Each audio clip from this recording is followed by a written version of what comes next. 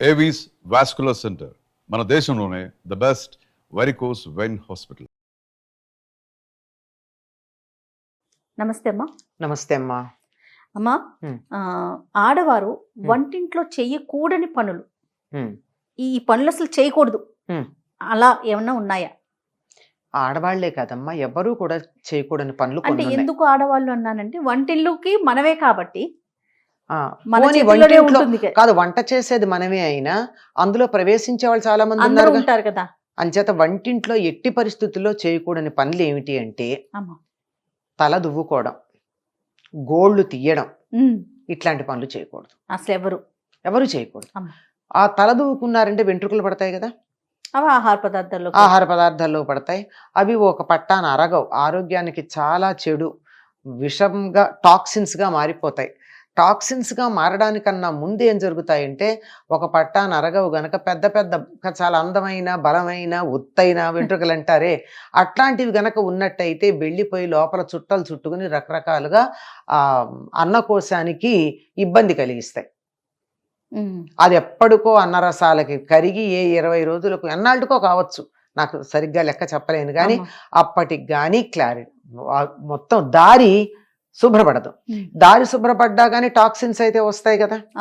అందువల్ల ఎట్టి పరిస్థితుల్లో ఇంట్లోనే చేయకూడదంటారు. అందులో వంటింట్లో పొరపాటును కూడా చేయకూడదు. తల దువ్వుకోవడం, గోళ్లు తీయడం, ఈ రెండూ కూడా విషం. మన శరీరం నుంచి వచ్చినవే కానీ మన శరీరంలో నుంచి వచ్చినటువంటి వాటిల్లో మనకి పనికిరానివి విష పదార్థాలుగా మారేటటువంటివి ఇవి. అంతేకాకుండా వంటింట్లో జుట్టు విరబోసుకుని ఉండడం కూడా తప్పే. ఎందుకంటే జుట్టు విరబోసుకుంటే ఇట్లా అన్నప్పుడు గభాలన 1-2 వెంట్రుకలు పడతాయి. అందుకే కదా పెద్ద పెద్ద హోటళ్లలో షెఫ్స్కి పైన క్యాప్స్ పెడతారు.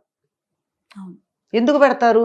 అదొక అలంకారమా అంటే అలంకారంగా పెట్టినా ప్రయోజనం మాత్రం జుట్టు బయట పడకూడదు. ఇప్పుడు మామూలుగా మాదేం పొడుగాటి జుట్టు కాదండి, మేము దువ్వుకోలేదు అంటారు. కానీ మగవాళ్ళ జుట్లన్నీ వాళ్ళ క్రాప్ చేయించుకుంటారు కదా, ఇట్లా అనుకుంటారు. అనుకోగానే ఈ వేలుతో అక్కడ లేచి దురద ఎందుకు వచ్చింది? ఆ వెంట్రుక యొక్క కుదురు కదిలింది. ఆ కుదురు కదిలేటప్పటికి ఇట్లా అనంగానే అక్కడ కదులుతుంది. తర్వాత ఎప్పుడో అప్పుడు అటు ఇటు తిరుగుతున్నప్పుడు కింద పడుతుంది. అది ఆహారంలో ఎంతగా ఉంటుందంటే ఆ జుట్టు యొక్క వెంట్రుక యొక్క కొస చాలా షార్ప్గా ఉండి లోపలికి వెళ్ళిపోతుంది. చూడండి, చీరల లోపలికి వాటిల్లోకి వెళుతుంది, రాగితే రాదు. అక్కడికి వెళ్ళడానికి ప్రవేశిస్తుందే తప్ప బయటికి రావడం కుదరదు. అట్లా ఉన్నది. అందువల్ల జుట్టు విరబోసుకోవడం, జుట్టు దువ్వుకోవడం, వెంట్రుకలు కట్ చేసుకోవడం ఇవేవి కూడా వంటింట్లో చేయకూడదని చెప్తారమ్మా. వంట చేసేవాళ్ళు కాదు, లోపల ప్రవేశించిన వాళ్ళు కూడా చేయకూడదు. ఇంకమ్మా, వంట చేసేవాళ్ళు కొన్ని జాగ్రత్తలు తీసుకోవడం మంచిది. ఏమిటంటే వంట చేసేవాళ్ళు పూర్తిగా వంట దగ్గరికి వచ్చినట్టయితే తప్పనిసరిగా శుచిగా ఉండాలి. చేతులు మడ్డిగా ఉన్నాయి, దాంతో ఏదో కూర ఇలా తీసి కూర ముక్కలు తరిగినది ఇలా వేసామనుకోండి, చేతికి ఉన్నటువంటి మడ్డి అంతా దానికి, దాంతోపాటు క్రిములు కావచ్చు, చెత్త కావచ్చు, ఏదో ఉడికిన తర్వాత అదేం బతికుండకపోయినా అసహ్యమే కదా. అవును. అంచేత శుచిగా ఉండాలి. వీలైనంత వరకు పూర్వకాలం ఇంత ఉపయోగం లేకపోయినా తరచుగా చేతులు వాడేవారు, కానీ వీలైనంత వరకు చేతులు వాడకుండా కూడా వంట చేయడం ఈ కాలానికి అనుగుణంగా బాగుంది. అది పూర్వకాలానికి సంబంధించింది కాదు సుమా.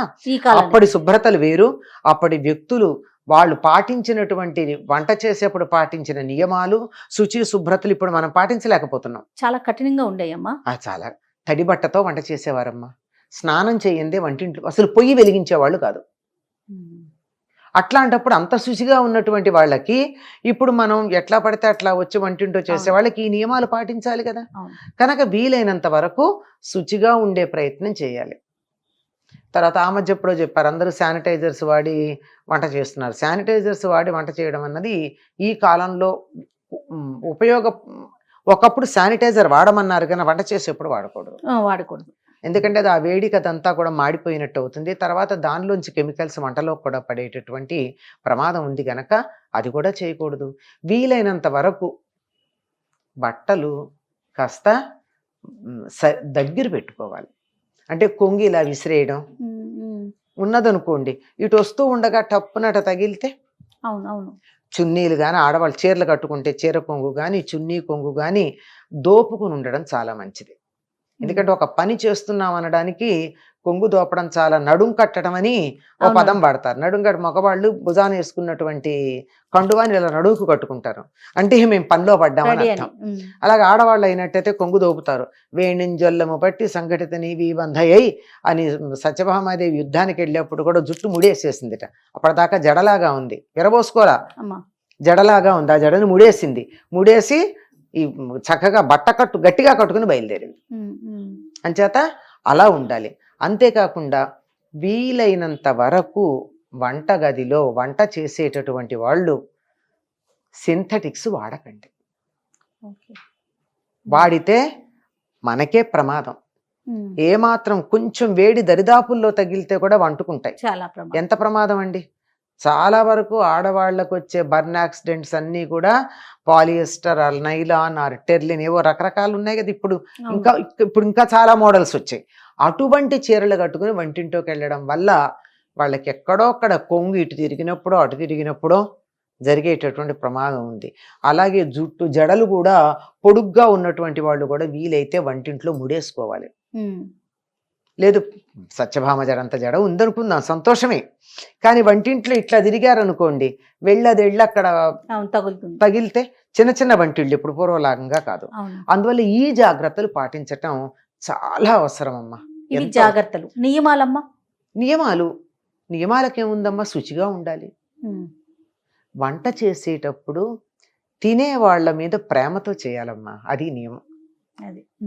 తినేవాళ్ళు ఇష్టంగా తినాలి, వాళ్ళకి బలం రావాలని చేయాలి తప్ప అయ్యో నేనెందుకు వండాలి, నా కర్మకాలి వంట చేస్తున్నాను అనుకున్నట్టయితే తినేవాళ్ళకి భౌతికంగా కడుపు నిండుతుందేమో కానీ మనస్సుకి శరీరానికి పుష్టి తుష్టి రెండు రావు.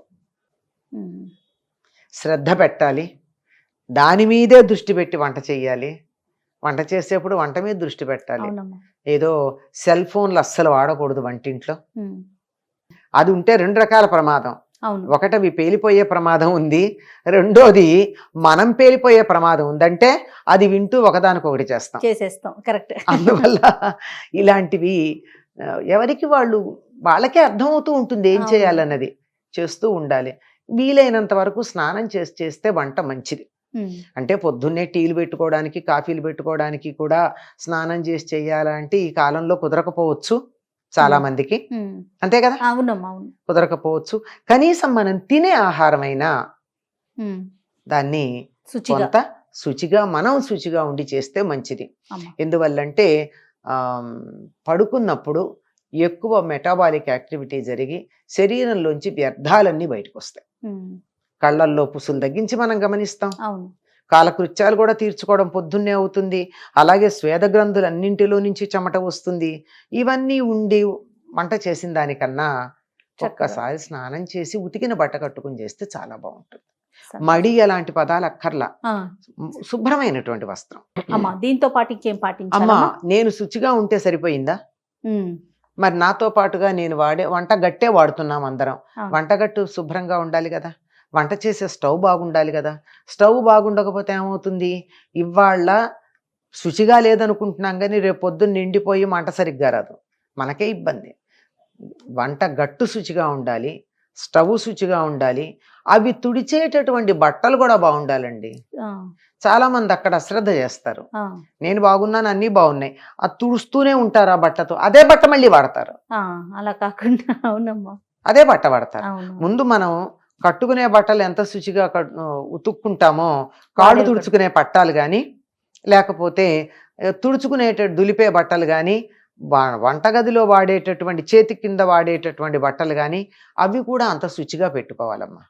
అవి పెట్టుకున్న తప్పనిసరిగా నియమం ఇది. పూర్వకాలం అయితే పొయ్యి మీద ముగ్గేసిన తర్వాత కానీ అలికి ముగ్గేస్తే కానీ వంట మొదలు పెట్టేవారు కాదు.